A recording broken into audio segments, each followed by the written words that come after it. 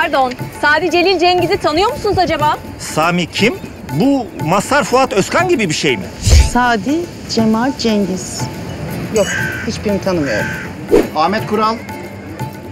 Sanki duydum ama bir fotoğrafı falan var mı? Ha, Hakan Eratik. Yeşim Salkım'ın kocası. Severek izliyoruz. Bir şey mi oldu yoksa? Murat Cemcir. Hiç duymadım.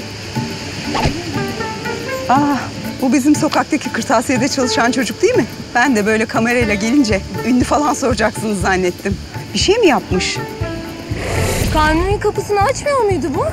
Yok ya, ne alakası var? Şu canlı yayında kusan adam bu. Meslek hikayelerini izledim bir kere.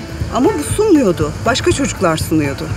Meslek hikayeleri. İzledim. İzlemesine de bu yoktu benim izlediğimde. Gazi dizisi. Bir şey mi ya?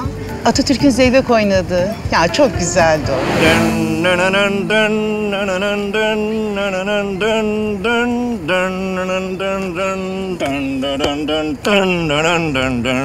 Murat Cemcir tanıdık geliyor ama. Sadi Celil Cengiz. Ahmet Kural. Yani böyle yüzü gözümün önüne geliyor gibi ama nasıl bir adamdı o? Ahmet Kural. Nasıl yüzü? Nasıl yüzü?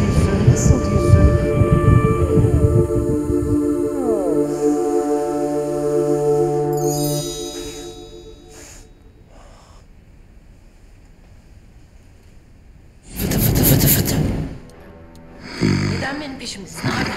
Nedenini biliyorsun. Katil sensin. Hayır. Çünkü beni öldürmedin.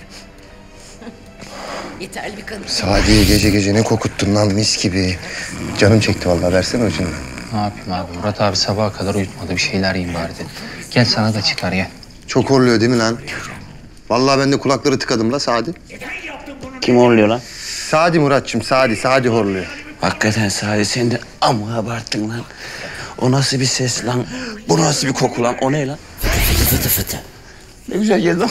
Burnuma kokusu ne güzel geldi lan. Ben horluyorum Murat abi. Kabul ediyorum. Okey. Ama sen horlamıyorsun abi.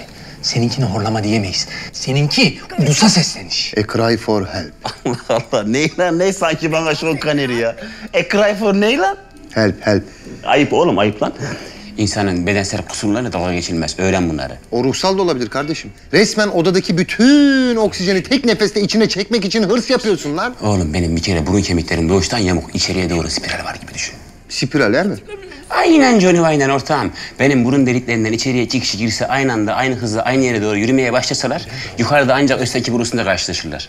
Bu çok tuzlu olmuş lan. Sahur vakti bu kadar tuz yenir mi Sadi ya? Ne yapıyorsunuz ya? Ne sahuru lan? Nasıl ne sahur lan? Yani tabii ben bunu daha çok kayıntı babında. Hey babana Sadi. Gecenin bir yarısı sahur vakti ayağa kalkmışız, tıkınıp yatacağız. Hem de niyet etmeden, öyle mi? Yani niyet etmeden yapmamız pek mümkün değil. Sahur niyeti yapılır mı ya? Sahurla ilgili bir şey olduğu için sahur saat. Ne diyorsunuz oğlum? Sadi kola koy, kola ya. Madem gecenin bir yarısı kalkmışız, bu oruç tutulacak. Bu bir işaret oğlum. Bu gece sahur yapacağız.